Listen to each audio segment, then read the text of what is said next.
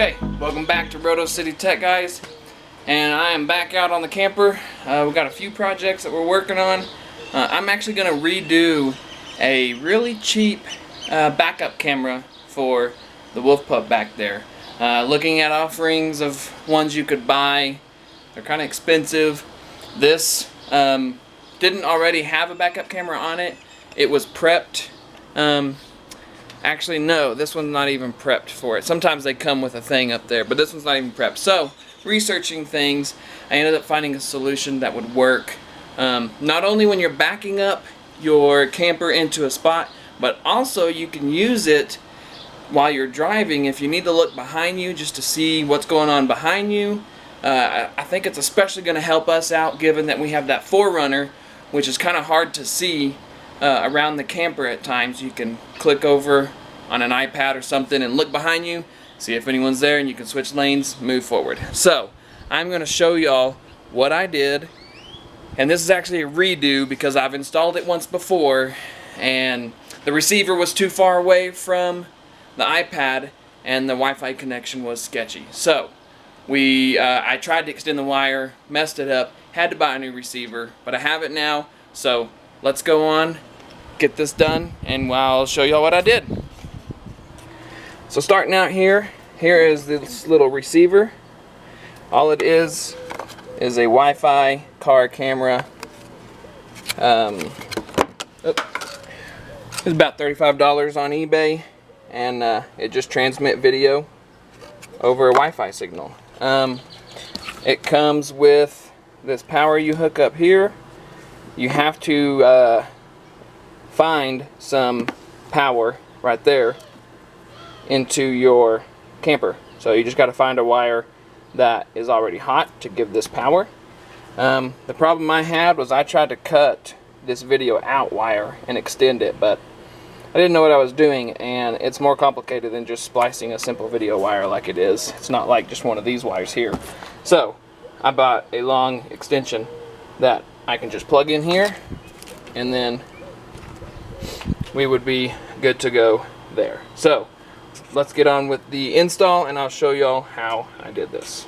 And I want to put the receiver up towards the very front of the camper so it's close to the iPad that will be running it. It came with this little DC out that will plug, or DC in, that will plug into your DC here to power your receiver. And it comes with, it's two wires, a red and a black. So you have your hot and your ground to power. So as I was looking down here, there is this circuit breaker that has the main hot for the camper. And we've got all these other hots that are leading to different things throughout the camper.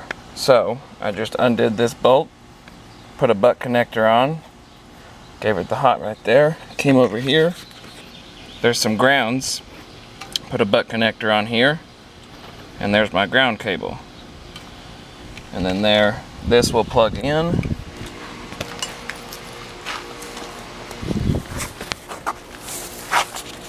to the DC in right here.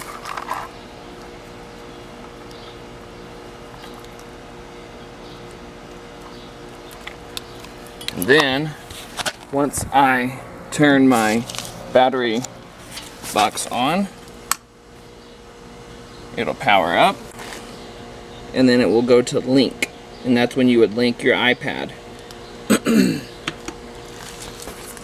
Battery back off. So your DC out, that's what you would use to have power go to your camera. But since my camera is all the way at the back, I ended up last time just splicing into power from my tail light.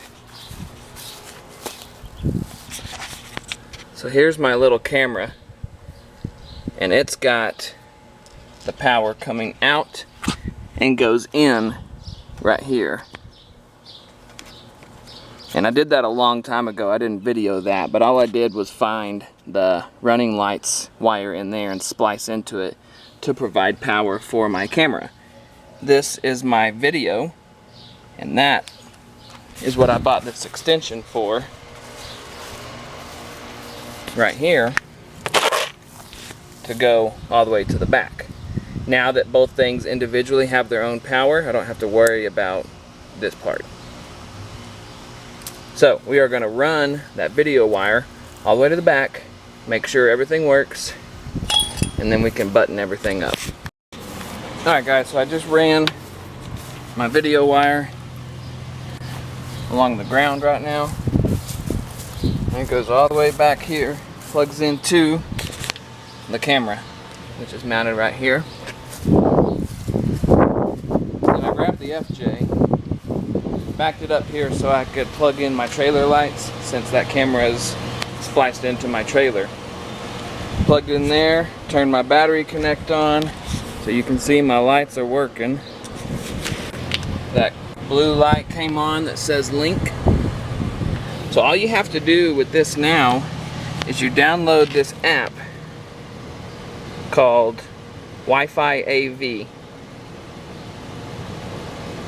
You download that app, and then you go to your settings, go to your Wi-Fi, and you'll see it right there.